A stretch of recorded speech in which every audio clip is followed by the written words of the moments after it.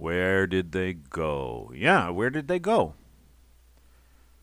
Well, they crashed out of the forest here, first of all, up around Mount Hiba in 1970.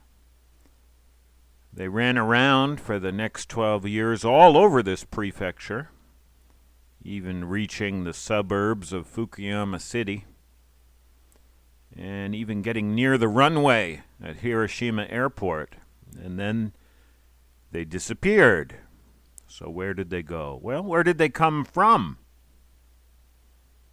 And you know my theory. A group of these beings was probably displaced because they were acting weird, acting displaced, probably displaced by the construction of the Chugoku Expressway, with all that dynamiting through mountains, or any of dozens of mining projects up there. And that displacement probably came with, it could have come with handicapping injuries, maybe orphaned offspring, but it almost certainly came with a lot of confusion and readjustment. If I can speak personally, after my best friend in the whole wide world, he called me brother and brother man, my business partner, after he embezzled me blind and committed bank fraud and debt flight and stole from all our employees and left me and my family to deal with it all and pay for it all. Boy, that was a disruption. That displaced me. I was confused and off my game for a few years. Still am. But slowly we are getting things back to normal. And it's terribly slow going, but it's going. And that's what I think happened here. Massive, near disastrous disruption, probably in early 1970, followed by a period of confusion and chaos, roughly 1970 to 1975. And then what do we have? Less frequent sightings, more and more spread out, and farther from Mount Hiba, suggesting to me that the Hibagon community is growing up, growing stronger and wiser, and getting things back to normal. And by 1982, they are back to normal. Good, happy ending. Normal here in Japan for the Hibagon means endemic. They are referenced as far back as Japanese writing goes. Normal means living way, way back in the inaccessible bush. Japan is 73% uninhabitable, a much higher percentage than most countries, much higher than the United States. And normal means they don't want anything to do with us, except sometimes for taking some of us. Abductions of humans by these beings has been recorded consistently for over 1,000 years here.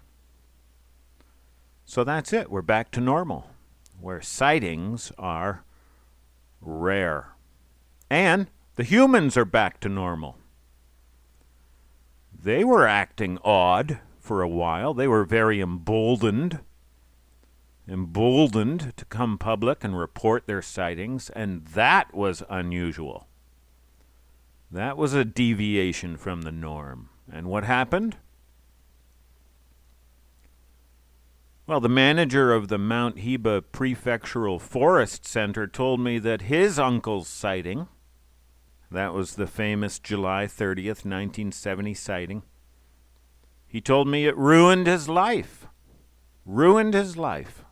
And not the sighting itself, not the reporting of it, the cruelty of his neighbors ruined his life. Mr. Katsuyuki Egi, former ape clerk for Saijo Yuki Town, in charge of taking sightings, liaising with police, media, research teams, told me that his number one job was defending the eyewitnesses from their neighbors, their cruel neighbors, trying to help these people and keep their place in society. You know, Mr. Egi might have had more time to spend on the Hibagon if the cruel, mocking neighbors hadn't ruined the town's peace. You know, let's be clear. Going by the record, just going by the record, the Hibagon didn't ruin the peace, except for trampling some corn and knocking down some trees. The eyewitnesses certainly didn't ruin the peace. The mockers did that. That really makes me mad. Do you think Hiroshima mountain people have long, long memories? You think they do? I can tell you firsthand they do. I'm married into these people. I know them a little bit. If ostracism hurts you and makes you sad, being ostracized by the people you love, I guarantee you it hurts a Japanese a lot more. A lot more. When you meet someone for the first time, you might say, "Hi, nice to meet you." When they do, they say, "Henceforth, please take care of me." And they mean it. They mean it. Maybe in Tokyo you can lose your whole social support, lose all your friends, and maybe you can move your apartment and change your job and reinvent yourself, make new friends. Not here. Not here. There are no second chances here. So, if you want to keep your home, business, job, customers, friends, wife, kids, maybe shut your mouth was one of the lessons learned here during that time of abnormal openness, abnormal reporting. And maybe this is just this is speculation, but maybe nowadays if you take your sighting to the cops, they might advise you something like this. Here's your coffee. Look here, sir. Everyone here believes you. I want you to know that. We know these things are real.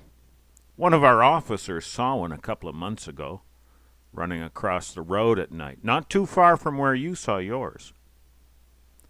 Heck, we even keep one of their footprints right here in the chief's office. We have more down in the evidence room. But look, the truth is there's nothing we can do. There's no crime here. Now, you saw one of these things. That's too bad. That's traumatic. But here's the thing. It's probably going to get a lot more traumatic for you if you report it. Now that's just been our experience. From what we've seen, the best thing is to leave it alone. Of course, we can't tell you what to do.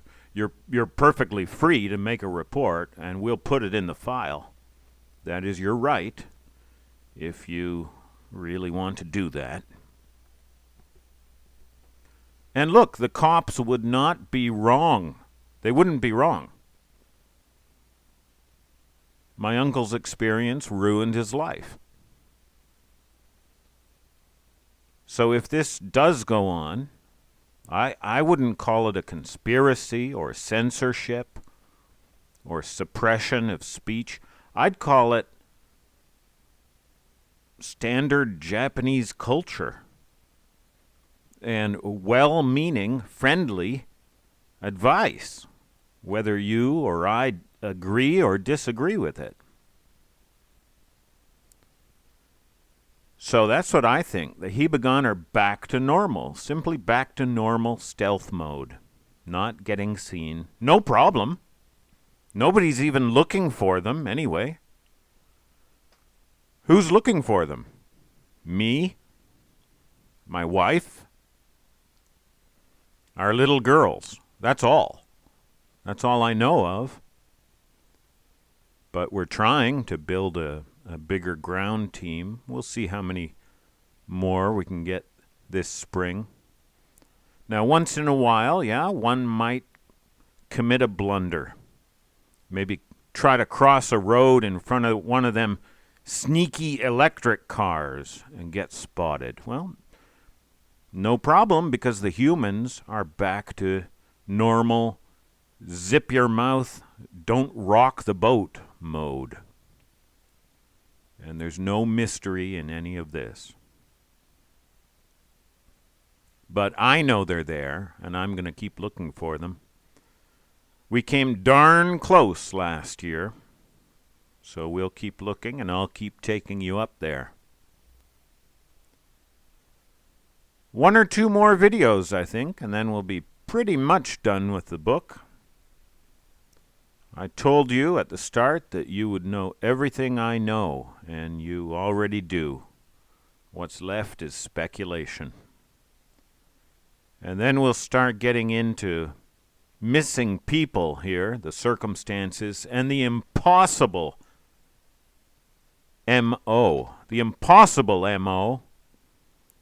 with a clear signature. And once you see it, you won't unsee it. And we'll keep on with our megaliths and looking for that lost castle, which we think we've already found on Mount Zhao. Lost 1,300-year-old castle. My sea serpent, I want to tell you all about him. The twisted history and conspiracy of lies surrounding Kokeshi dolls. Oh, so many things. The article is out on that megalith, so now I'll try to finish up my report to City Hall.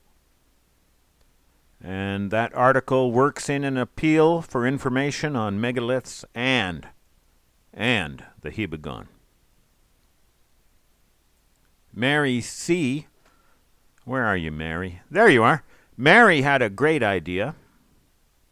And yesterday, Mary, I had a meeting with a woman.